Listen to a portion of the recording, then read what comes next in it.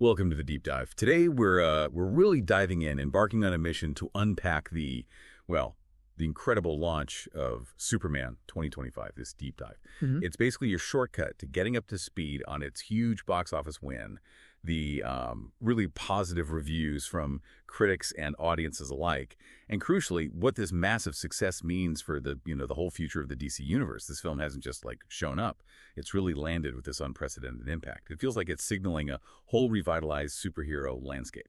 So, let's kick things off by looking at Superman 2025's just astonishing box office performance. This film, right, written and directed by James Gunn. You've got David Corenswet as Superman, Rachel Brosnahan as Lois Lane, Nicholas Hoult as Lex Luthor. It officially premiered Friday, July 11th, but those Thursday previews started the day before. And those previews, huge, a massive $22.5 million. That makes it the highest-grossing preview day of 2025 so far. Yeah, and it comfortably beats some big ones like Barbie, even Matt Reeves as the Batman. Right. And for James Gunn, personally, it was a new record, way past Guardians 3. Significantly higher than Guardians. And look, it crushed Man of Steel's preview number for a solo Superman film. Yeah, though it didn't quite hit the Batman v Superman number, but still. Still very, very impressive for a reboot like this. Okay, moving into the domestic opening weekend itself, so July 11th, 13th, the film pulls in an estimated, $122 to $123 million. Which makes it the biggest opening weekend for a solo Superman film ever. Unadjusted, of course, but still beating Man of Steel. And the biggest superhero movie opening of 2025 so far. Right. Globally, you're looking at around $217 million total for that opening weekend. That's the domestic, plus about $95 million international. Yeah, a really strong start everywhere. Now, context is important here. The production budget's reported at $225 million, plus, another $150, maybe $200 million for global marketing. So the break-even point is pretty high, somewhere between $500 and $750 million, give or take. But the word is Warner Bros. Execs would be happy with anything over $500 million. They're playing the long game. Exactly. And what's really insightful, I think, is how Superman 2025 didn't just, hit financial targets.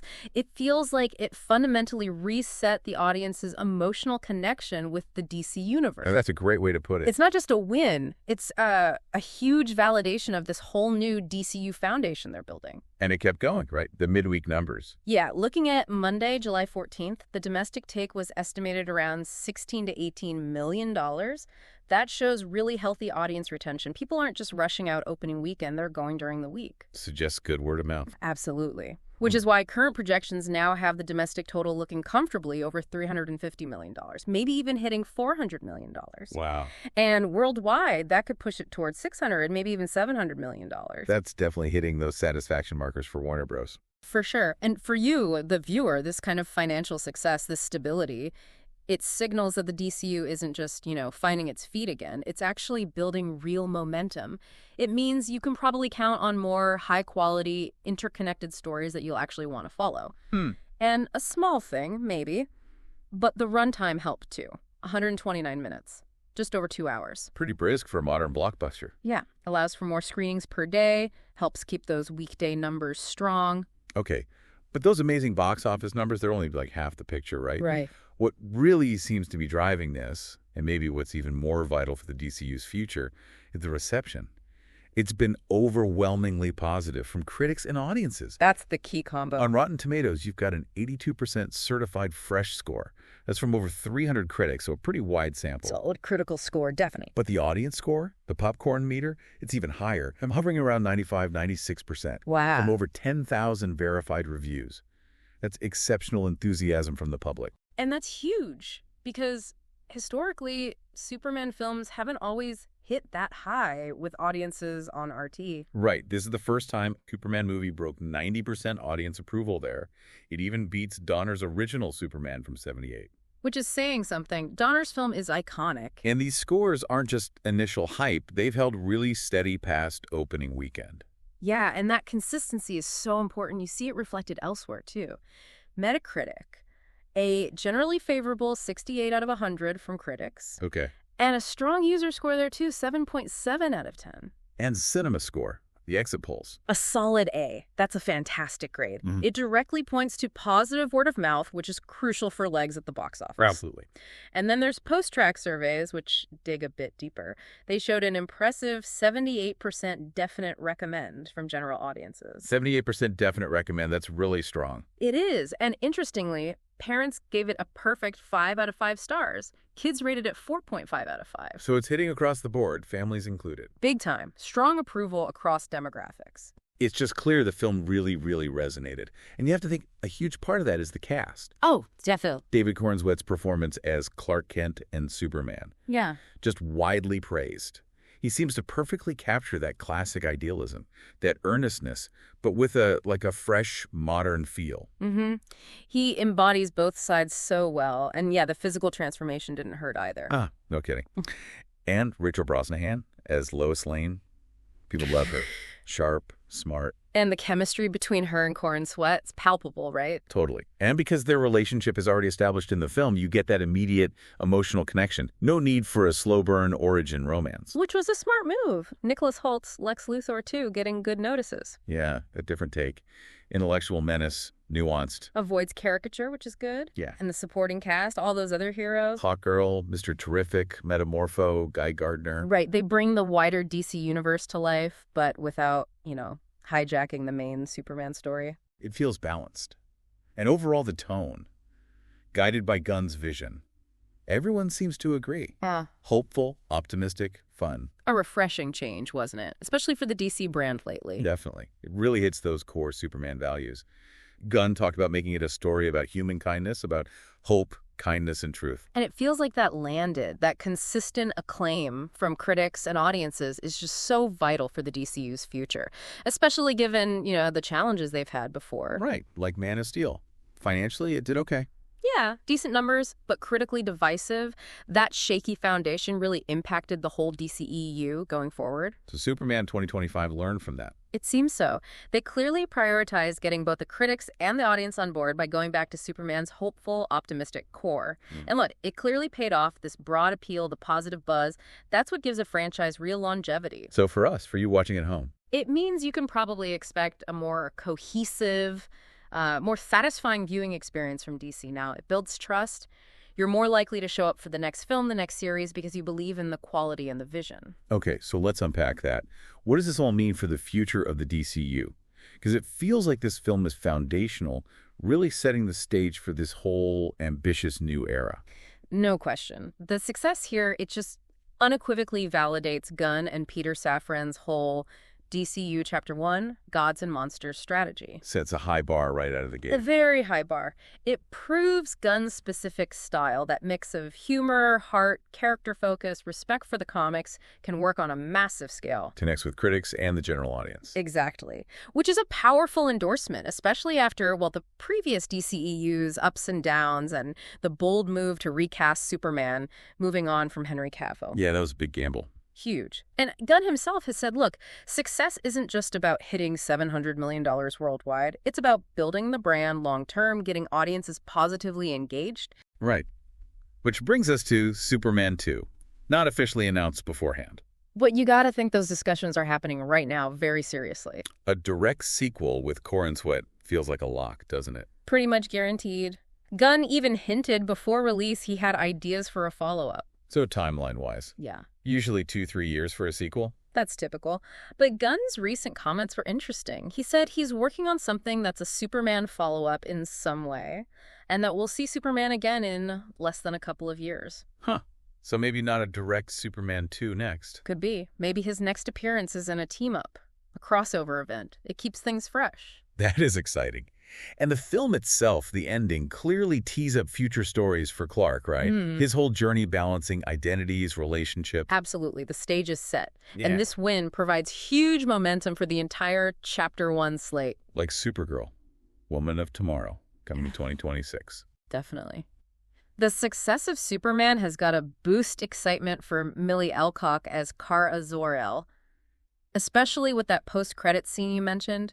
Supergirl crashing into the Fortress of Solitude. A little worse for wear, apparently, picking up crypto. Yeah, it sets up her solo film perfectly and shows a real contrast between the cousins right away. And Peacemaker, His cameo in Superman. Brief, but telling. On a TV news broadcast mocking Superman's no-kill rule. Classic peacemaker. Right. It connects the characters, shows their different approaches, builds that continuity ahead of Peacemaker Season 2 next month on Max. And Lanterns, the Max series. Guy Gardner showing up in the movie helps that too. For sure. Nathan Fillion as Guy Gardner, part of that Justice Gang in the movie, helps establish the tone, the vibe for the Lanterns show, even if that series is supposed to be more of a gritty, Earth-based investigation. It all feels connected. Very much so. The Brave and the Bold, the Batman and Robin film with Damian Wayne that now launches into a DCU with positive buzz. Even The Authority. You see the engineer, Angela Spica, played by Maria Gabriela de Faria, in Superman. Right, she's there in the climax. Yeah, left unconscious. It neatly sets up the Authority movie, that potentially darker, more complex team. So many threads. Clayface, Swamp Thing. All those announced projects under Chapter 1, they all benefit from this wave of enthusiasm and confidence generated by Superman. It feels like genuine world building. That Justice Gang you mentioned, Mr. Terrific, Hawkgirl, Metamorpho, Green Lantern. Even if they don't call themselves the Justice League yet, it Right. lays the groundwork. It shows the potential for a bigger team down the line. It makes this universe feel populated and real from the start. Keanu Williams is even listed in the cast, playing someone at the Daily Planet, just adding to that fabric. It's a very different feeling than the start of the last go-around. Completely different. This feels planned, cohesive. For you, the viewer, it means you're not just watching isolated movies. You're getting drawn into a bigger, interconnected story that seems to actually know where it's going.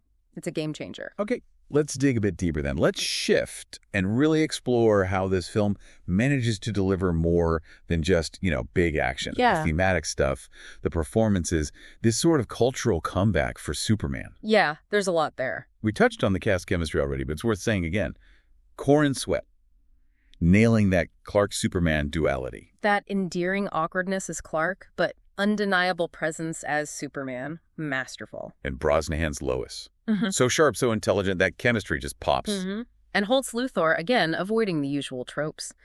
That cold, obsessive intellect is quite chilling. And the whole supporting cast, the metahumans, they just bring the world alive. They really do. It feels like a lived-in universe. And thematically, the film really seems to resonate. Gunn focusing on truth, justice, kindness. Those core Superman values, it feels like they landed with audiences in a big way. He's portrayed as a symbol of hope, right? Not just power. Exactly. And that feels, needed right now. An optimistic counterpoint in a superhero landscape that's often pretty dark or cynical. That mix Gunn does so well. Epic action, but also real heart.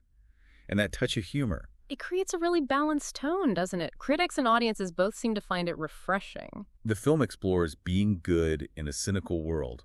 Superman as this immigrant embodying American ideals. Themes that strike a chord, and it even touches on how public opinion can be manipulated, how figures like Luthor can twist a hero's image. Which feels very relevant today. Definitely reflects some current anxieties. And what's fascinating is how these themes and performances connect directly to your experience as a viewer. Why is this shift in tone, this focus on hope and kindness, hitting so hard now? Yeah, why? Well, I think audiences are genuinely hungry for stories that uplift, that inspire, especially after years of maybe darker, more deconstructionist takes on heroes. It signals a potential future for superhero stories generally, maybe moving back towards embracing the core virtues that made these characters endure in the first place. So it's not just a DC thing, it's broader. Could be. And you see that commitment to the character's roots in the film itself, like bringing in Crypto, the superdog. Who's apparently pretty integral. Right. Not just a cute cameo. Adds charm, humor, grounds it in the comics. And the hypnotic glasses explanation for his identity. A clever little nod. It shows Gunn isn't afraid to embrace the comic bookness of it all, but without making it, overly campy. It celebrates the source material. Exactly. Yeah. Same with focusing on Clark at the Daily Planet, with Jimmy Olsen and Perry White. It highlights journalism, truth, themes Gunn cares about. So for you watching, it allows for a deeper connection. I think so. It makes Superman's journey, his values, feel relevant personally. It reminds you that great stories need more than just spectacle. They need themes and characters that resonate on a human level. It really is something, isn't it? For years, people asked if Superman was still relevant, if his goodness was like old-fashioned in our cynical world. That was the narrative, yeah. But Superman, 2025, just powerfully shut that down. It proved audiences do still crave earnest heroism. They leaned into the optimism, the morality. And it worked. Big time. The message of kindness, of humanity, it clearly resonated deeply. It's a positive counterstory. And think about the timing.